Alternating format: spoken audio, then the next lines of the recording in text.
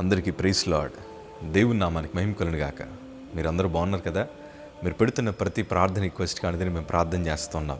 మా ఆశ అంతా ఒకటే, ఎక్కడైతే మీరు తృణీకరించబడ్డారో, ఎక్కడైతే వెలివేయబడ్డారో, ఎక్కడైతే గుండెలు పగిలేలా ఏడ్చారో అదే స్థలాల్లో నా ప్రభు మీ అందరినీ హెచ్చించబోతున్నారు. విశ్వాసంతో ప్రార్థన చేయండి. ఘనమైన విజయాలు ఖచ్చితంగా మీరు అందరూ అనుభవిస్తారు.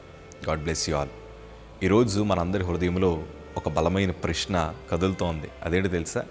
ఇంకెన్నాళ్ళు ఈ సమస్యలు, ఇంకెన్నాళ్ళు ఈ బాధలు పడాలి. కొన్నిసార్లు మన మినిస్ట్రీ కూడా ఫోన్ చేసి కొంతమంది మాట్లాడుతుంటారు, అన్న ఎన్నాళ్ళు అనుభవించాలి ఈ బాధ? ప్రభు మా ప్రార్థనకి జవాబు దయచేయడా? ఎన్నాళ్ళు ఉపవాసం ఉండాలి? ఈ సమస్య నుండి మేము బయటికి రామా? దేవుడు మా ప్రార్థన వినట్లేదేమో అని చాలా ప్రశ్నలు మమ్మల్ని వేస్తూ ఉన్నారు. కానీ నేను అంటాను, ఓర్చుకోండి. దేవుని వాక్యం ఇట్లా సెలవిస్తోంది. పేతురు గారు రాసిన మొదటి పత్రిక 5వ అధ్యాయం 10వ మాట చదవగలిగితే, తన నిత్య మహిమకు క్రీస్తునందు మిమ్మల్ని పిలిచిన సర్వకృపానిదేగు దేవుడు కొంచెము కాలం మీరు శ్రమపడిన పిమ్మట తానే మిమ్మల్ని పరిపూర్ణులుగా చేసి స్థిరపరిచి బలపరచును. దేవుని వాక్యం స్పష్టంగా సెలవిస్తుంది, కొంచెం కాలం మీరు శ్రమపడిన పిమ్మట. అసలు ఈ శ్రమ దేనికో తెలుసా? ప్రభు మనల్ని పరిపూర్ణులుగా మార్చడానికి. మీరు అనొచ్చు, అన్నా ఈ శ్రమ మమ్మల్ని చాలా ఇబ్బంది పడుతుందని. కానీ నేను మాట చెప్తాను, శ్రమ వెనకాల ఆశీర్వాదం ఉంది. ఈరోజు మేము సేవలు ఇట్లా బలపరచబడ్డం గల కారణం ఏంటో తెలుసా? శ్రమ మమ్మల్ని ప్రార్థన పరులుగా మార్చింది. శ్రమ మమ్మల్ని ఆరాధికులుగా మార్చింది. అంతెందుకు, నాకు క్యాన్సర్ వచ్చినప్పుడు మాకెందుకు ఈ రోగం రావాలి, మా కుటుంబానికి ఎందుకు ఇన్ని కష్టాలు రావాలని ఒకానొక నాడు మేము దుఃఖపడిన పరిస్థితులు ఉన్నాయి.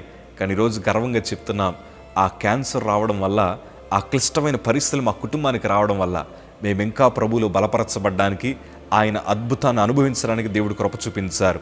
ఇంకో మాట చెప్పనా? ఎర్ర సముద్రం ఎదురవడం వల్లే మోషేని నడిపిస్తున్న దేవుడు ఎంత శక్తి కలిగిన వాడో వెనకాల తరుముతున్న ఫరో సైన్యానికి అర్థమైంది. ఆ ఎర్ర సముద్రం మధ్య నడుస్తున్న ఇశ్రాయేలు ప్రజలకు కూడా అర్థమైంది, శ్రమ మన మేలు కోసమే, శ్రమ మన ఆశీర్వాదం కోసమే.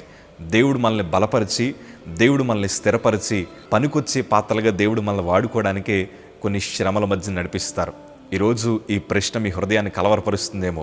ఇంకెన్నాళ్ళు ఈ సమస్యలు, ఇంకెన్నాళ్ళు ఈ శోధనలని మీరు దిగులు చెందుతున్నారేమో. నేను గుండెల మీద చేతులేసుకున్న మాట చెప్తున్నాను, ఆ శోధన శ్రమ వెనకాల దేవుడు మీకోసం ఒక బలమైన ఆశీర్వాదం దాచుంచారు. ఎన్నడూ చూడని విస్తారమైన పంటని రాబో దినాల్లో మీరు అనుభవించబోతున్నారు. ఎంతైతే కన్నీరు కార్చారో ఆ కన్నీటిని నా ప్రభు నాట్యంగా మారుస్తున్నారు. ఎంతైతే మీరు అవమానం పొందారో దానికంటే రెట్టింపు సంతోషాన్ని మీరు అనుభవించబోతున్నారు. రేపన్న రోజు మీరు చెప్పే సాక్ష్యాలు ఎట్లాంటి తెలుసా?